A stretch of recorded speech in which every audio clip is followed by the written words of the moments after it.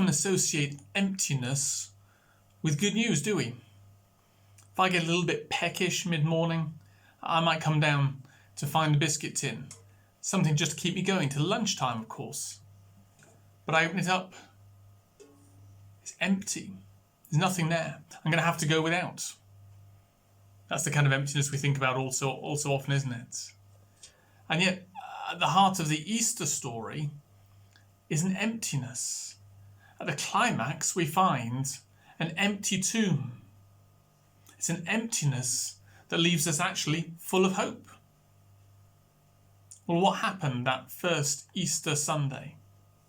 The women who were part of the group of Jesus' friends and followers went to Jesus' tomb to perform the traditional preparations of the body for burial. They hadn't been able to do that on the Friday when Jesus had been crucified because of the rush to get him down from the cross and buried before the Jewish Sabbath, the day of rest, began. But to their horror, they find an empty tomb. And to their terror, they're confronted with an angel announcing he's not here, he's risen. Now that is a lot to take in, isn't it? So it's no wonder they fled the scene with a mixture of fear and, I'd imagine, excitement. What could all this mean? But what those disciples came to realise as this news sank in and they began to realise its implications, they began to get to grips with what had happened, was that this was the point on which all of their hopes hinged. A couple of decades later, the Apostle Paul will put it like this in one of his letters recorded in the New Testament. He says, "If Christ has not been raised, then all our preaching is useless and your faith is useless." Now, of course, he's putting the opposite of what he's wanting to argue for. He's saying, yes, if Jesus hasn't risen, close all the churches because it's pointless. But if he's alive, that's a whole different story. You know, in my family, growing up in Preston, up in Lancashire, one day my mum got into the car and was a little bit concerned by what she saw on the petrol gauge. My dad came out and had a look and confidently announced, "Oh no, you got enough petrol to get to Blackburn and back."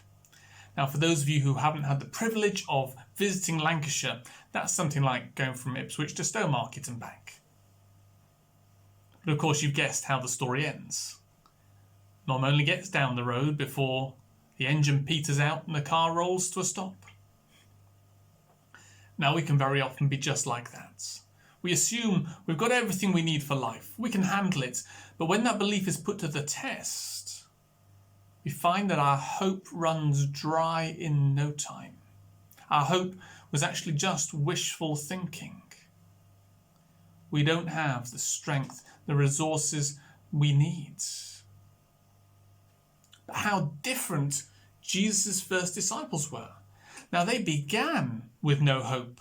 They were hiding away in fear lest the same fate should befall them as befell Jesus.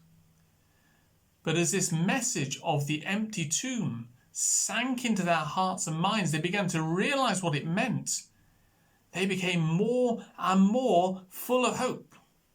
They couldn't keep quiet about it. They ended up telling everyone they could that Jesus is alive, that hope is found in him. They kept doing that and they refused to deny it, even though for so many of those first disciples that meant ultimately a death sentence.